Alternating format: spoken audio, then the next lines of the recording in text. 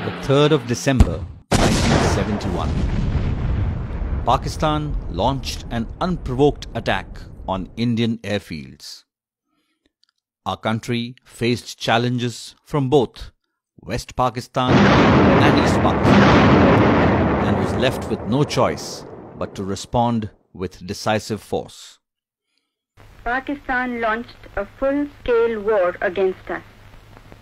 The Pakistan Air Force suddenly struck at our airfields in Amritsar, Pathankot, Srinagar, Avantipur, Uttarlai, Jodhpur, Ambala and Agra.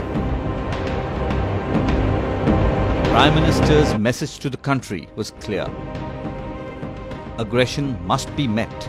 For the Indian Navy, it was a coming of age, a baptism by fire, an opportunity to take the war to the enemy. The task for the Navy was clearly defined in the message from the Chief of the Naval Staff, Admiral Nanda.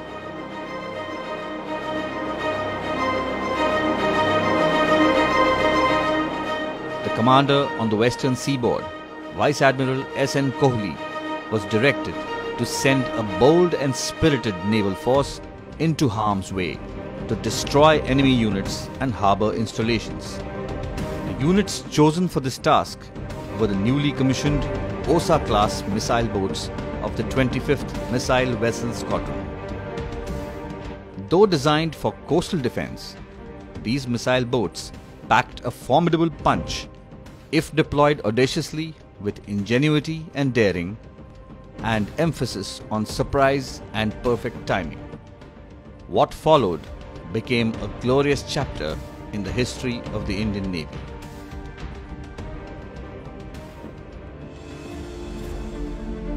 Due to their limited endurance, the missile boats were towed up to a certain point just south of Karachi harbour, from where they could proceed at full speed to carry out an attack and disperse thereafter.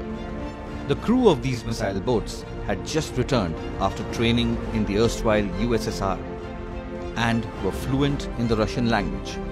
All tactical communication during the mission was undertaken in Russian, adding to the deception in case the enemy intercepted the communication.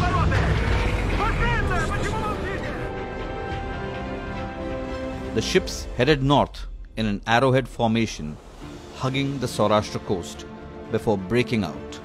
Their objective? To set Karachi harbour ablaze. Just about 40 miles from Karachi, INS Nirghat reported a radar contact at a distance of 25 miles. The contact was evaluated to be a warship and Nirghat was ordered to engage. She altered course towards the target and launched a missile. The Pakistani Destroyer Khaiber was hit with the Indian Navy's first shot of the war. Nirghat had drawn first blood. Nipat and Veer continued steering north. Veer launched a missile at the Minesweeper Muhafiz and disintegrated the target.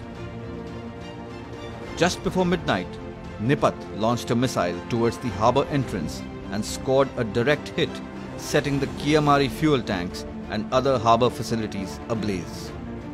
A fire that took 4 days to extinguish.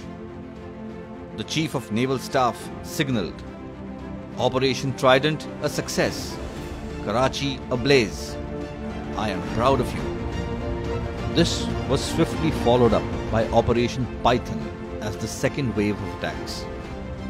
The total annihilation of ships and harbour facilities completely unnerved the Pakistani Navy. In a panic, they recalled all their major surface combatants to harbour. The success of these attacks had a dramatic effect on the war. The Indian Navy had accomplished the assigned task in style, and within the next few days of the war, a naval blockade was also imposed.